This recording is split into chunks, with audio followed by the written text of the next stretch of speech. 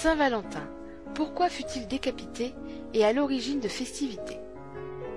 Décapité le 14 février 268, en représailles des conversions au christianisme qu'il suscita, suite à la guérison d'une jeune fille aveugle, Saint Valentin doit à son nom, qui signifie santé et vigueur, le fait que les fiancés, les jeunes gens à marier, ceux qui craignent les atteintes de la peste, les personnes, enfin, qui sont sujettes à l'épilepsie et aux évanouissements, se sont placés sous son patronage.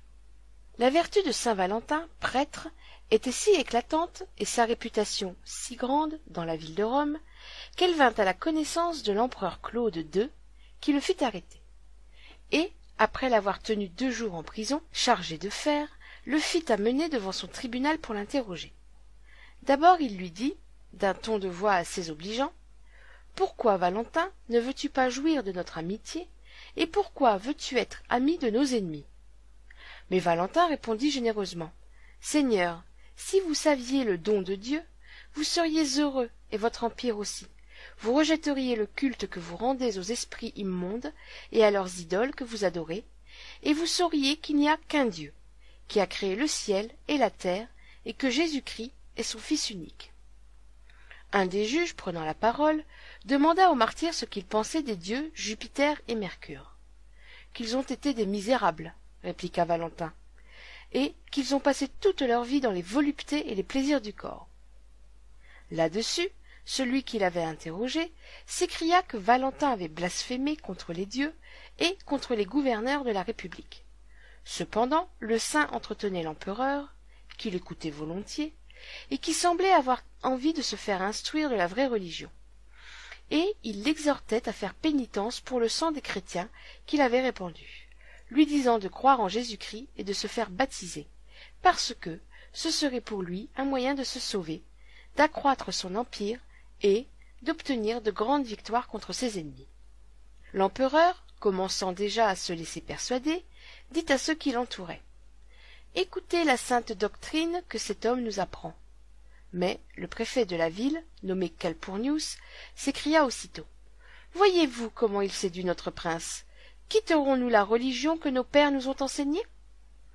Claude, craignant que ces paroles n'excitassent quelque trouble ou quelque sédition dans la ville, abandonna le martyr au préfet, qui le mit à l'heure même entre les mains du juge Astérius, pour être examiné et châtié comme un sacrilège. Celui-ci fit d'abord conduire le prisonnier en sa maison. Lorsque Valentin y entra, il éleva son cœur au ciel et pria Dieu qu'il lui plût d'éclairer ceux qui marchaient dans les ténèbres de la gentilité, en leur faisant connaître Jésus-Christ, la vraie lumière du monde. Astérius, qui entendait tout cela, dit à Valentin, « J'admire beaucoup ta prudence, mais comment peux-tu dire que Jésus-Christ est la vraie lumière ?»« Il n'est pas seulement, dit Valentin, la vraie lumière, mais l'unique lumière qui éclaire tout homme venant en ce monde. »« Si cela est ainsi, dit Astérius, j'en ferai bientôt l'épreuve. J'ai ici une petite fille adoptive qui est aveugle depuis 2 ans. Si tu peux la guérir et lui rendre la vue, je croirai que Jésus-Christ est la lumière et qu'il est Dieu, et je ferai tout ce que tu voudras. » La jeune fille fut donc amenée au martyr, qui, lui mettant la main sur les yeux, fit cette prière. « Seigneur Jésus-Christ, qui êtes la vraie lumière, éclairez votre servante. » À ces paroles, elle reçut aussitôt la vue, et Astérius et sa femme, se jetant aux pieds de leur bienfaiteur, le supplièrent, puisqu'ils avaient obtenu par sa faveur la connaissance de Jésus-Christ, de leur dire ce qu'ils devaient faire pour se sauver. Le saint leur commanda de briser toutes les idoles qu'ils avaient, de jeûner 3 jours, de pardonner à tous ceux qui les avaient offensés, et enfin de se faire baptiser, leur assurant que, par ce moyen, ils seraient sauvés. Astérius fit tout ce qui lui avait été commandé, délivra les chrétiens qu'il tenait prisonniers, et fut baptisé avec toute sa famille, qui était composée de 46 personnes.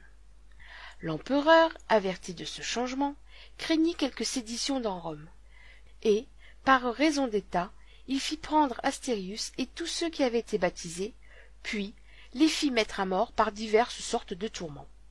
Pour Valentin, le père et le maître de ses bienheureux enfants et disciples, après avoir été longtemps en une étroite prison, il fut battu et brisé avec des bâtons noueux.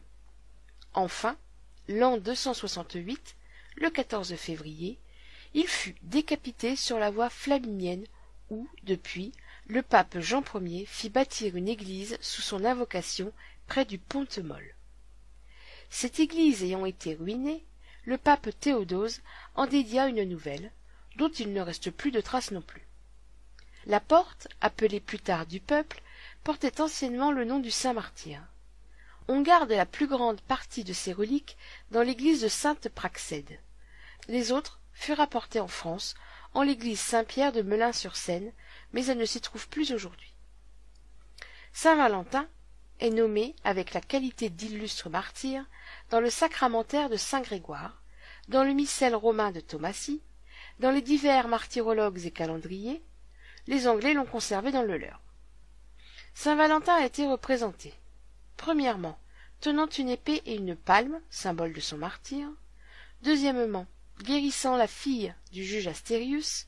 Cette circonstance de la guérison d'une jeune fille, et plus encore son nom de Valentin, qui signifie santé et vigueur, explique pourquoi les fiancés, les jeunes gens à marier, ceux qui craignent les atteintes de la peste, les personnes, enfin, qui sont sujettes à l'épilepsie et aux évanouissements, se sont placés sous son patronage.